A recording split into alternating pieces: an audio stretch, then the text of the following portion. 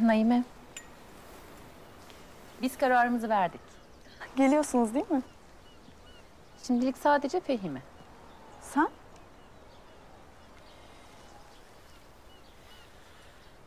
Babamın bana ihtiyacı var. Onu bırakıp gelemem Naime. Ama Fehime'nin de artık o saraydan çıkmaya ihtiyacı var.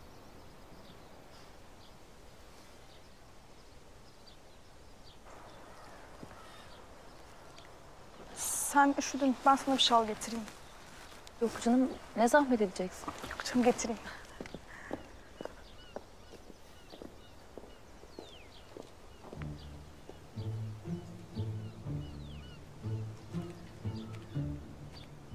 Sizin için endişelenmeye başladım sultanım. Siz kim oluyorsunuz? Beyoğlu'nda bir moda evine sarayından kaçıp tek başına giden bir hanımefendi için tehlike dolu ortalık. Beni tehdit mi ediyorsunuz? Asla. Yanlış anladınız. Ben sadece başınıza bir şey gelmesinden endişelendim. Yakalanmanızdan, padişahın kulağına gitmesinden. Değil mi? Eğer ki dışarıdan bir ihtiyacınız varsa ben temini için elimden geleni yaparım. Teşekkür ederim. Lakin ben istediğim şeyi istediğim kişiye getirtebilirim. Emrimde bir sürü hizmetlim var. O halde neden kaçtınız sarayınızdan? Hürriyet için. O küçük heyecanlar bana hür olduğumu, aslında istersem hür olabileceğimi hissettiriyor.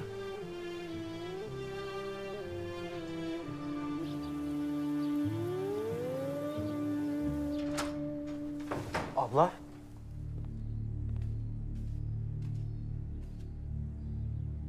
Neler oluyor? Abla vallahi bir suçum yok. Kimse bir şey sormuyor da birisi bir şey sorsa bari çıldıracağım. Kapıyı yemek getirenden başka açan yok. Abla ne oluyor? Kardeşim, bir kabahat işledin mi? Bana doğruyu söyle. Ben şahsım için rütbe isterim. Daha fazla para kazanmak da isterim. Ama sultana ihanet etmem abla, yemin ederim etmedim. Bana iftira attılar, bir şey yap benim için lütfen. Yapamam Mehmet. Yapamam. Sultanımız bana sus dedi. Ben de susuyorum. Abla, bana atılan iftira sana atılmıştır. Bir şey yap, niye susuyorsun? Kurtar beni. Bu lekeyi üzerimizden çıkar. Bak kardeşim. Ben sana tek bir şey söyleyeceğim. Eğer bir hata işlediysen, eğer kocama ihanet ettiysen, kardeşim demem. İpin çekilecekse kimselere bırakmam, o ipi ben çekerim Mehmet.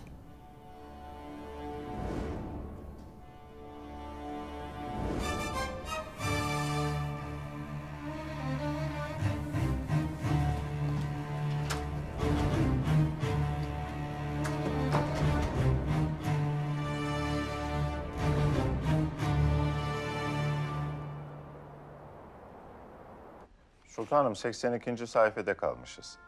Sherlock Holmes en son katilin bıraktığı izi anlamaya çalışıyordu. Okuyunuz paşa. Sherlock Holmes, piposundan bütün Londra'yı içine çekmiş gibi derin bir nefes alır. İyi bir gözlemci, tek bir ipucuna ulaştığında sadece onu değil, ileride olabilecekleri de görmelidir der Doktor Watson'a.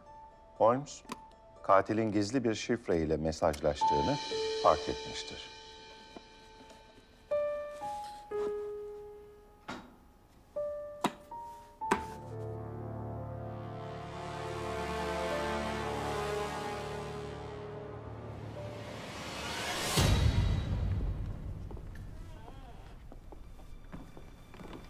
Sonunda hayalim gerçek oluyor Sara.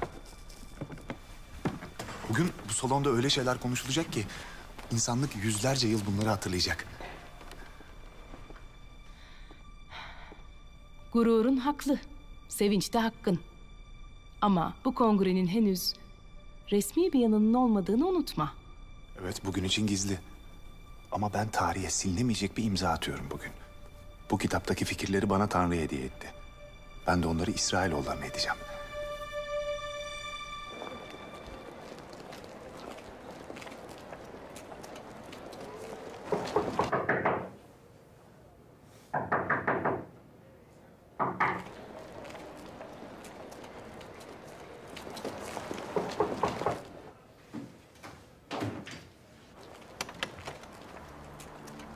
Buyurun. Bay Emanuel. Evet. Beni tanıdınız mı? Hayır üzgünüm. Ben Theodor Herzl'ın babasıyım. Onu üne kavuşturan fikirlerin babası.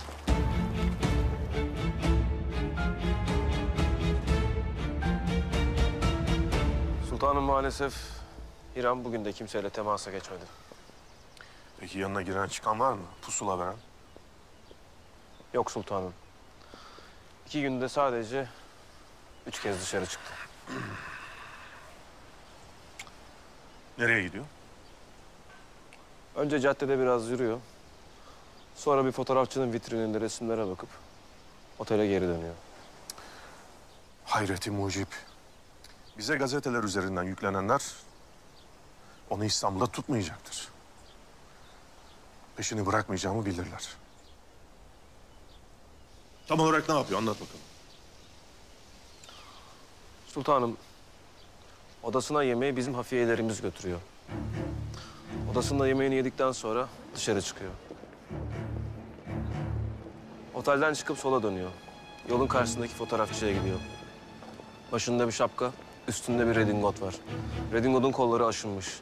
2 seferdir aynı taşa takılıp tökezliyor. Ondan para isteyen bir dilenci var. Adama bakmıyor.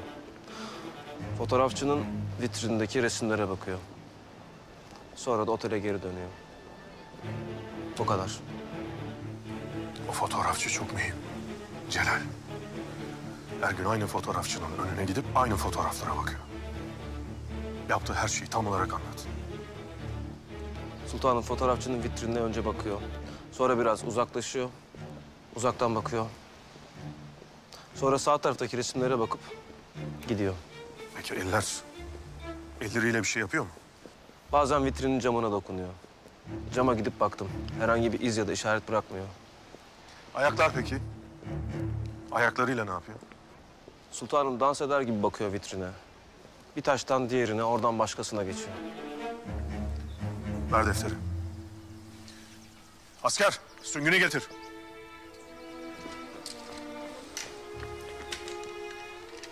Al evladım süngü. Çiz bakalım yere. Fotoğrafçının önündeki taşlar ne kadardı?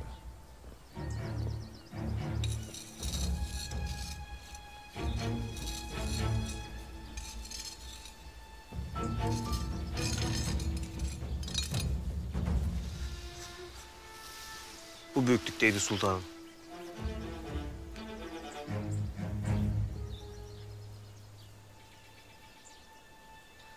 İram'ın yaptığı hareketleri hatırlıyor musun? Hatırlıyorum. Tamam, göster.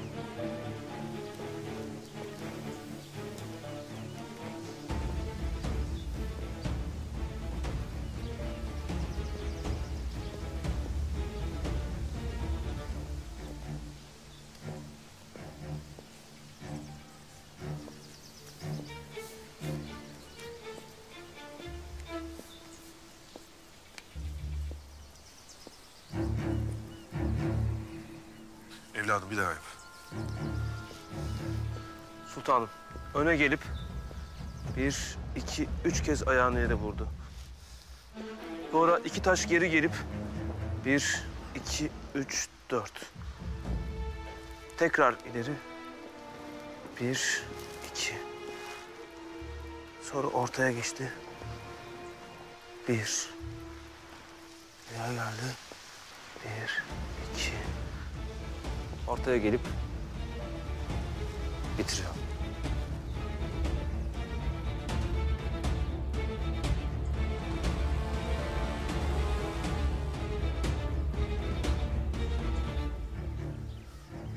Paşa.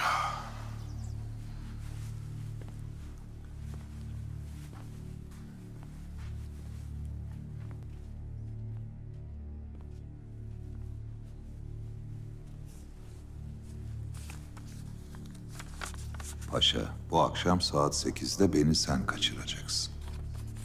Akşam saat 8'de Hiram'la buluşacağız. Baş üstüne paşam.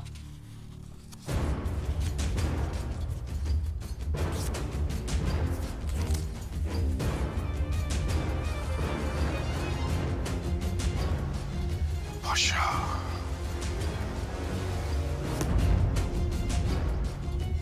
Celal. Tüm paşalar 8'de yemeğe davet edilsin. Soframızda olmayan haindir.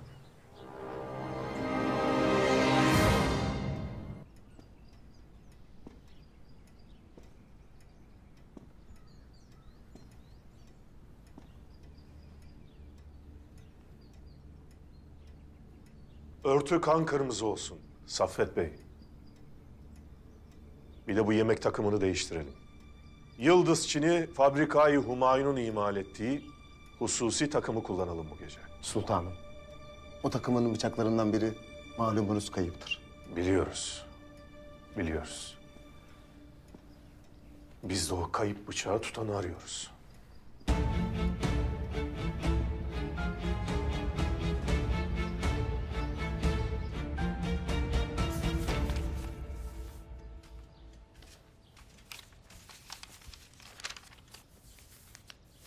Hallettin mi? Hallettim paşam. Hallettim. Hiram'a haberi verdim. Bu akşam Ihlamur korusuna gelecek. Gelecek de. Sor hadi, sor. Sor. Hiram. Akşam gelecek. Ama payitahta giriş çıkışlar tutulmuş vaziyette. İstanbul dışına nasıl çıkaracağız adamı? Büyük bir sandığın içinde. Paşam, bilmez gibi konuşmayınız. Bütün bavullar, sandıklar açılıp tetkik ediliyor. Bu memlekette bir sandık var ki onu açmaya kimse cesaret edemez. Hangi sandıkmış o? Üzerinde Hünkârımız Hazretlerinin mührünün bulunduğu sandık. Ona kimse ilişemez. Hiram'ı payitahttan götürecek tren saraydan kalkacak.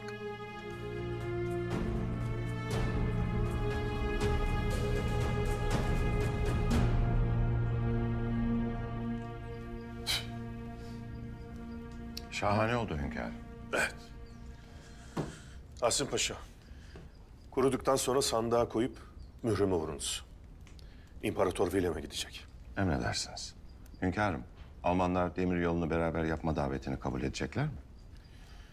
Doğru sual şu Tahsin Paşa. Tüm şartlarımızı yerine getirseler dahi bu işi onlara verecek miyiz? Almanlar da İngilizler gibi dünyaya hakim olmak için yarışırlar. Koştursunlar bakalım. Arazi geniş. Yeter ki yuları tutan el bizim elimiz olsun. Lakin şu aralar elimizdeki yuları boşa düşürmek isteyenler var. Celal, Hiram otelden çıktıktan sonra takip etmeyi bırak. Sizi fark edip peşinde olduğumuz paşaya gitmekten vazgeçebilir. Hünkârım ya kaçarsa?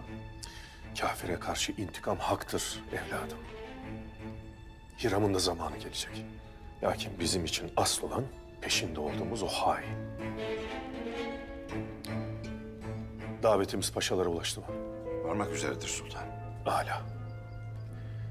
Akşam yemeğe gelmek yerine Hiram'ı kaçırmaya kim teşebbüs ederse hain odur.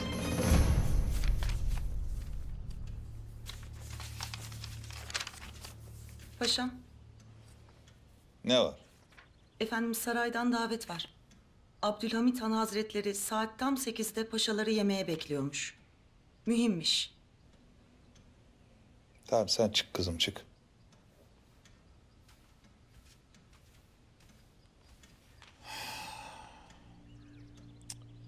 Yemek mi? Ne yemeği? Tam da yemek verecek zamanı buldu.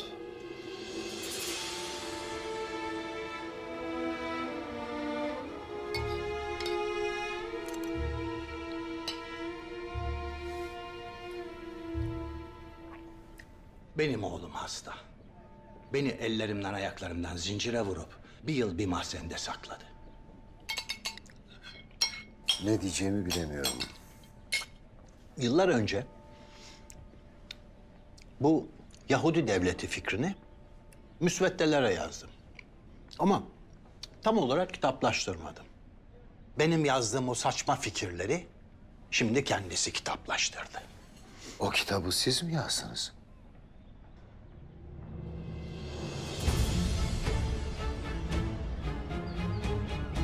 Can kuşum. Kanatların var ama uçamıyorsun. Benim gibi. Gitsem gidecek yerim yok. Kalsam gönül razı değil. Gel. Hadi iç biraz. Bak iyi olacaksın ne olur. Birazcık iç. Geliniz. İç hadi.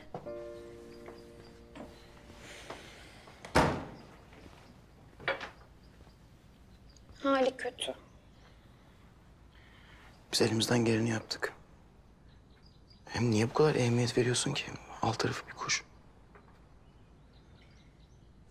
Kaderin tecellisi. İkimiz de aynı saraya düşmüşüz. Şimdi belki o yaşarsa bana da ümit verir. Merak etme. Yaşayacak.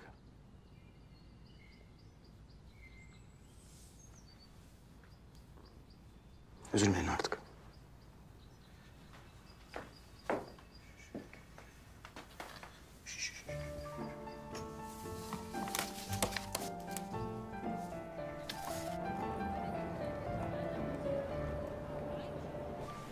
Konuşmanı hazırladın mı Herzl? Ben dünyaya bu konuşmayı yapmak için geldim Sara. Bu gece Bay Parvus da seni dinlemeye gelecek. Bakarsın dostumuz lütfeder de senin başarını birlikte kutlarız. Sen de artık tanışmış olursun. Konuşmam bir muhatap daha buldu Sara.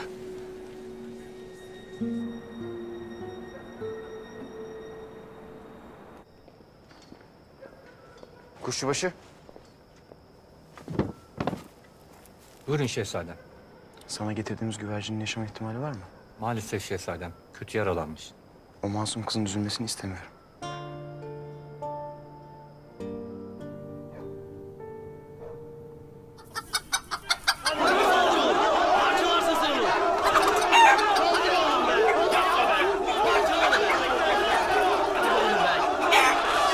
Gitti bütün para.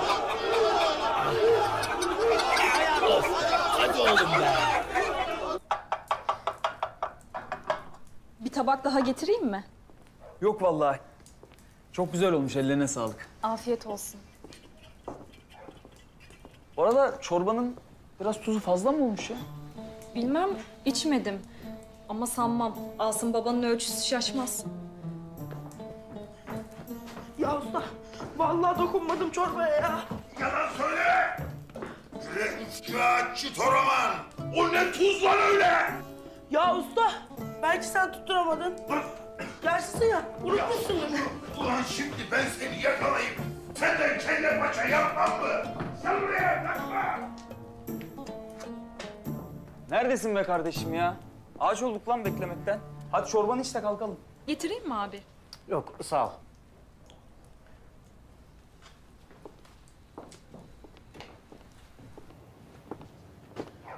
Ne iş lan? Canı sıkkın gibi. Zindanda bir arkadaş vardı da hastalanmış. Ona üzüldüm. Bütün parayı da ona verdim. İlaç alsın diye. İyi yapmışsın oğlum. Kazanırız lan yine.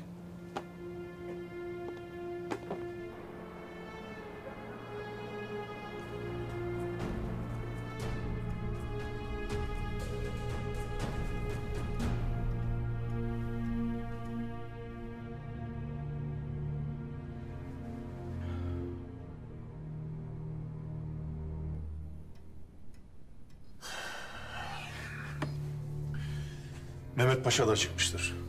Emriniz nedir sultanım?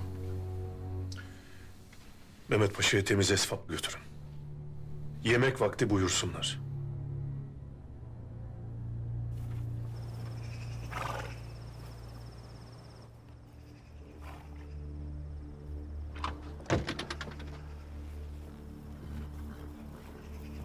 Takip edilmedin değil mi? Buraya gelene kadar 2 araba değiştirdim paşa. Ta Bebek Koyu'na gittim, geri döndüm. Merak etme, takip ettilerse bile kesin kaybolmuşlardır. İyi, aferin. Geç bakalım şöyle.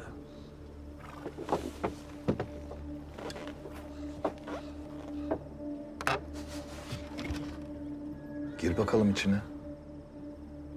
Nereye gidiyoruz? Seni saraya sokacağım. Aklını mı yedin yuttun paşam? Sana 1. sınıf bitiren bilet aldım İrem. Ama trenin saraydan kalkıyor. Gir bakalım. Gir.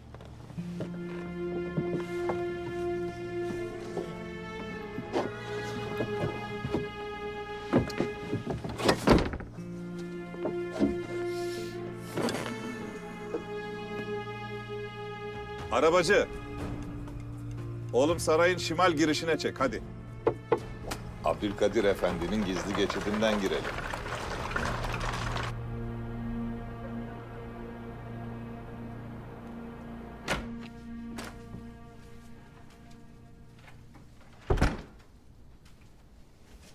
Hünkârım, Mehmet Paşa'ya zat-ı şahanenizin affını ilettim. Pek bahtiyar oldular.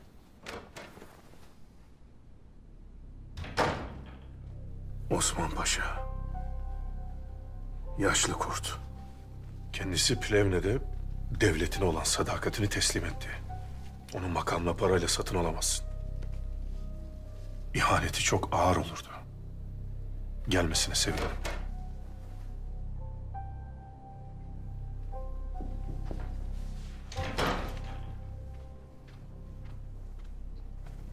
Selamünaleyküm. Çok şıksınız Rıza Paşam.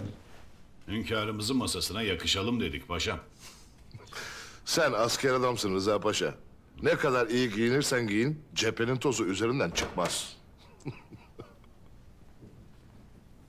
Selamünaleyküm. Aleykümselam. Bu örtüyü siz mi seçtiniz Osman Paşam? Kan kırmızı da. Ben Plevne'den beri her şeyi kan kırmızı görüyorum paşam.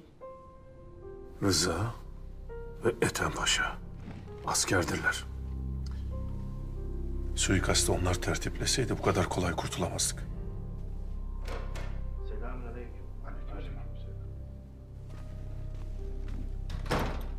Deli Fuat Paşa. Atın iyisine doru, yiğidin iyisine deli derler.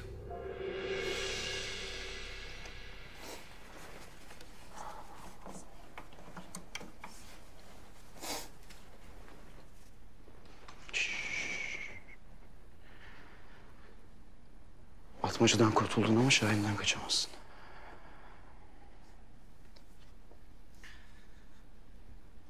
Kızın üzülmesini istemiyorum Kuşbaşı.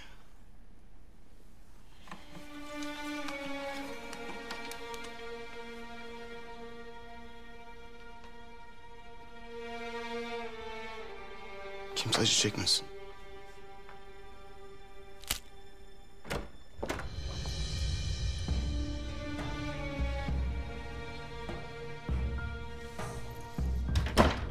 Çıkabilirsin Kuşbaşı.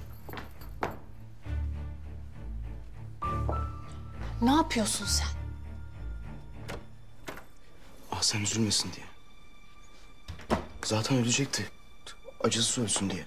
Sen busun işte Abdülkadir. Bir yanın nur saçarken diğer yanın karanlık. Bir canı sevindirmek isterken diğer cana kıyarsın. Evladım, iyilik yapmak istiyorsan hakiki bir iyilik yap. Git babana o gece saraya kimle girdiğini anlat.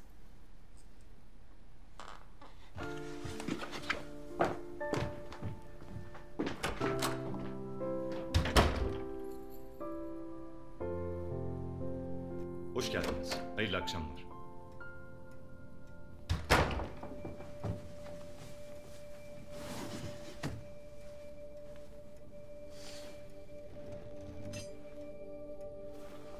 Mehmet affı şahane midir? Osman Paşam, iftira gömleğini sırtımdan bizzat sultanımız çıkardı.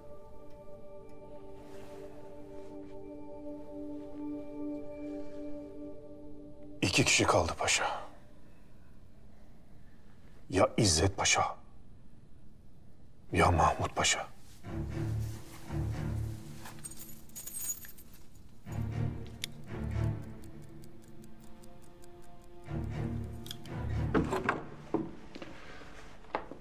Gel bakalım Hiram Efendi.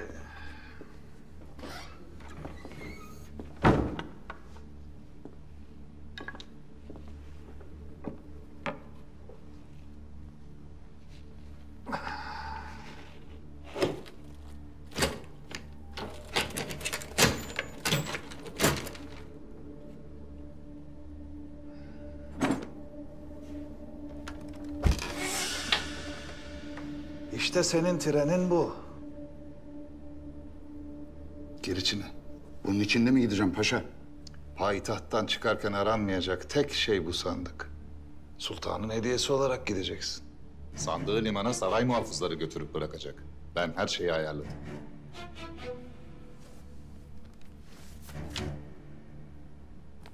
Bunlar payitahttaki adamlarımızın isimleri. Bundan sonra yukarıdan haber gelirse hücreleri sen harekete geçireceksin. Herzl'a söyle. Ben de burada çok fazla kalmayacağım. Hadi gir.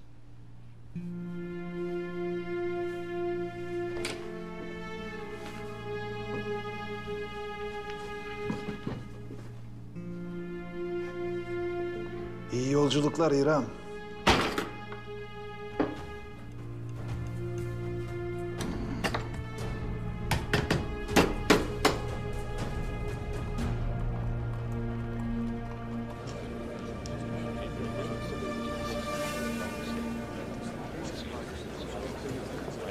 Shalom. Hoş geldiniz Bay Herzl. Gecenin konuşmasını Bay Herzl yapacak.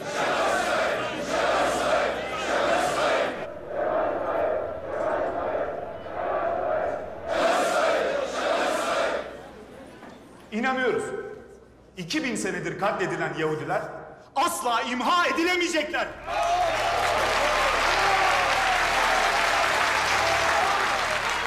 Kutsal kitabımız ve kehanetler bize Yahudilerin zamanının geldiğini söylüyor. Yazdığım Yahudi Devleti kitabında size vaat edilen topraklardan bahsettim. Kovulmuşluğumuzun son bulacağı o günden bahsettim. Bugün Dünya Siyonist Teşkilatı'nı kuruyoruz. Ve Kudüs'e gidecek yolu da açmış bulunuyoruz.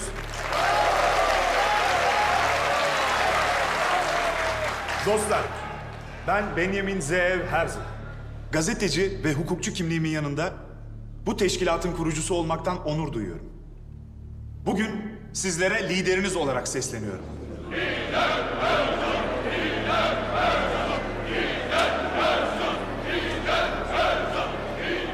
Biz bu gece Yahudi devletini kurduk. Ama bunu yüksek sesle söylersek bize herkes gülecektir. 5 ya da 50 yıl sonra bütün dünya bunu böyle bilecek, böyle kabul edecektir. Hiç şüpheniz olmasın. Evet. Yakında tüm insanlık Yehova'nın seçtiği biz Yahudilere hizmet ettiği sürece yaşayacak.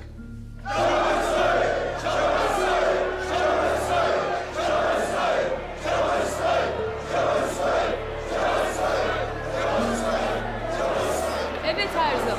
Bu devletin bayrağı nerede?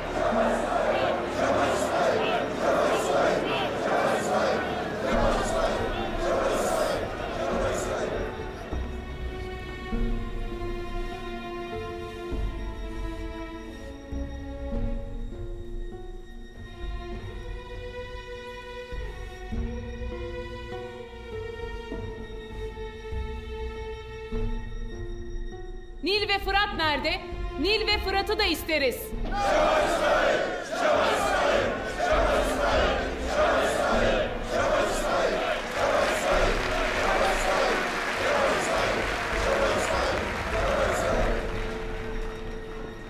Ey İsrail!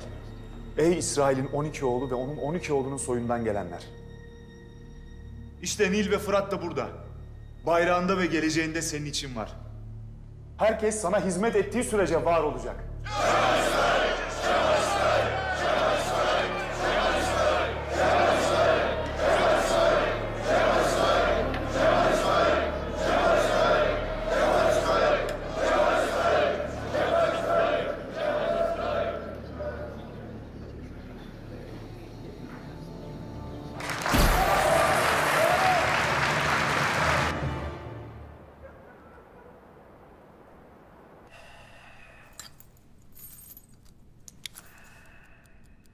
Saat 8. Tahsin Paşa. Evrak işleri vardı. Anca yetişebildim. Destur!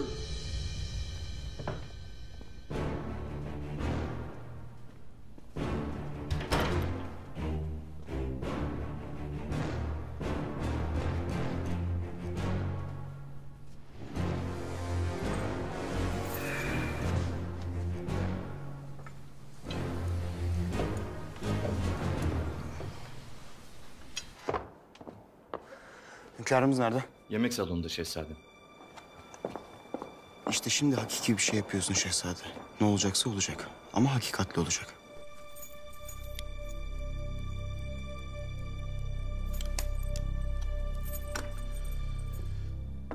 Mahmut. Sultanım, affınıza sığınırım. Bu meret arıza vermiş. 2 dakika gecikmiş. Affınıza sığınırım.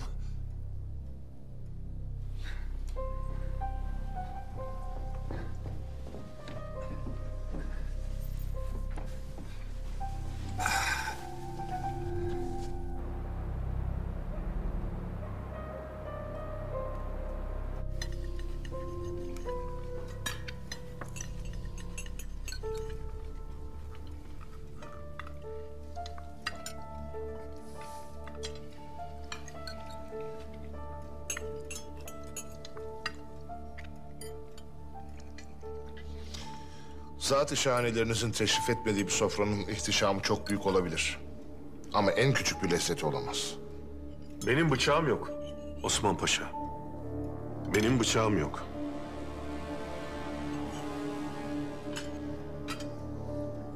Bu elinizdeki bıçaklar benim hususi koleksiyonumdandır. Yıldız fabrikasında imal edildi.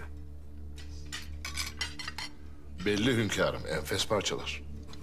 Lakin her biri numaralı olan bu takımın bir parçası kayıp. 8 numara. Ve muhtemelen bu bıçakla benim sarayımda hazinedar kızlarımızdan biri, Makbule kızımız öldürüldü.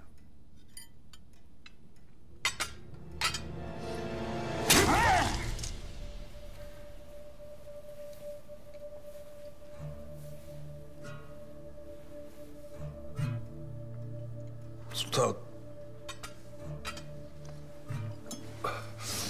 Kusura bakmayınız.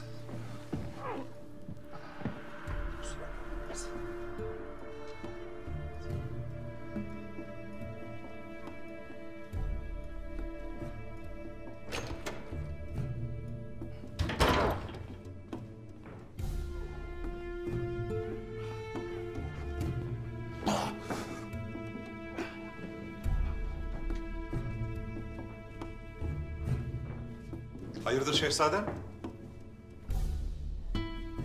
Oyun bitti enişte bey. Hayır mı şer mi artık babam karar verir.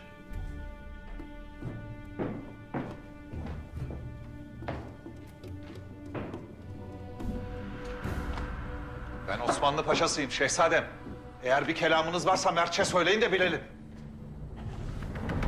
O malum gece saraya beraber kaçak girdiğimizi, haritaları senin değiştirdiğini, hazinedar kızı yine senin öldürdüğünü, her şeyi padişahımız da bilecek.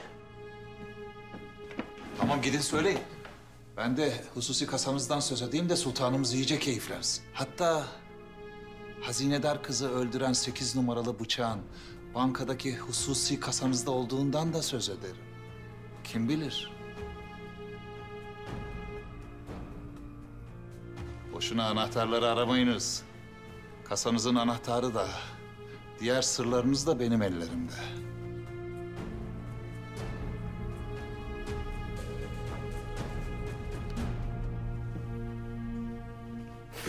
Kızı ben değil sen öldürdün. Ne yapmaya çalışıyorsun paşa? Ben sadece ailemi korumaya çalışıyorum. Ve sen ve sultanımız ve halanız hepiniz benim ailemsiniz. Öldürdüğün kızın suçunu üstüme alarak mı beni koruyacaksın paşa? Bunu ikimiz de istemeyiz değil mi? O halde aklı selim davranalım. Bu saraydan da, dönen dolaplarınızdan da bıktım. Daha söyleyeceklerim bitmedi ama. Ne çabuk da çöktünüz. Daha ne istiyorsun? Sizden benim için yapmanızı isteyeceğim son bir şey daha kaldı. Ondan sonra bu işten hepimiz kurtulacağız. İyi dinleyiniz. Şehzade. Sevgili dayın Mehmet Paşa hakkında.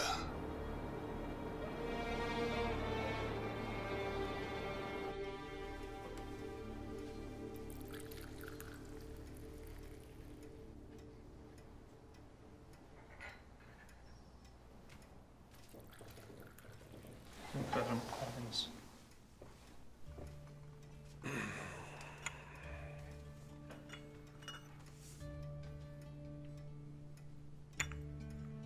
Tahsin Paşa, Emredin hünkâr.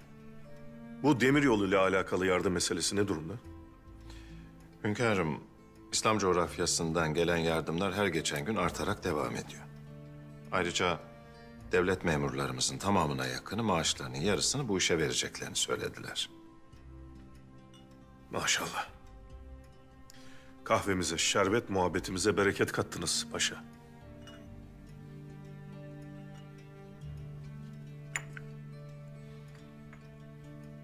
Mahmut Paşa,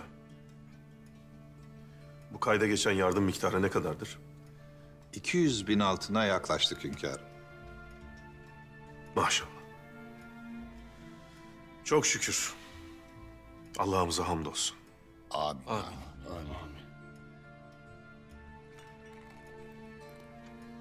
Hünkârımız bugün Alman İmparatoruna demir yolunu beraber yapma davetini ilettiler. Hünkârım, müsaade buyurursanız toplanan yardım paralarının idaresini Mehmet Paşa ile birlikte yapalım.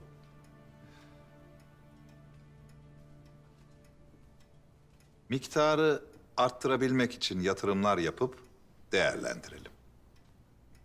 Padişahımız emrettikten sonra ben sizinle her vazifeye şerefle iştirak ederim. Mahmut Paşam. Âlâ. Sabredin paşa. Hele bir 200 bin altına ulaşalım. Bir karar vereceğiz.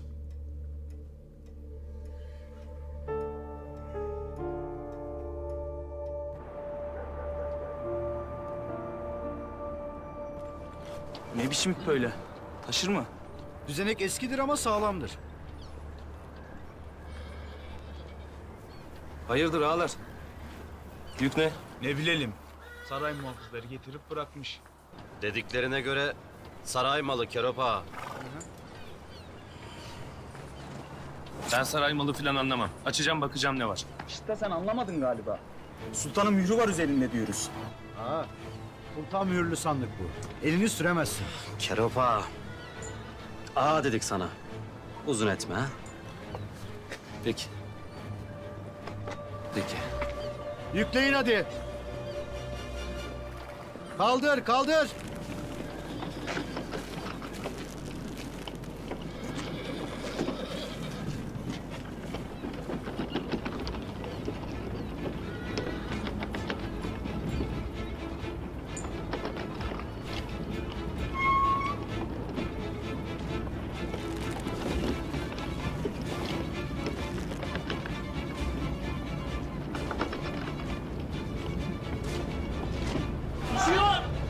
Düşüyor. Hiram! Kim lan bu it, tanıyor musun? Sultanı suikast düzenleyen git. Ben peşinden gidiyorum. Dikkatli ol. Sen Celal'e haber ver.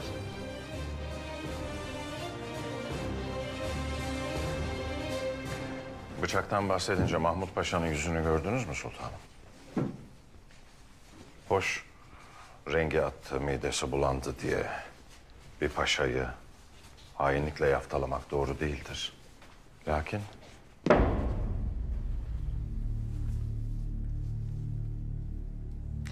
Baksan cismi yok. Ama hiçbir şey insana şüphe kadar ağırlık vermez paşa.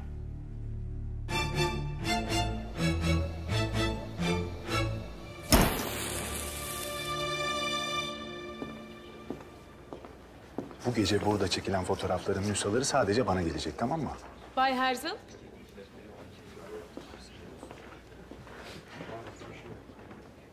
Yahudi işçilerin bağışlarının bir kısmı.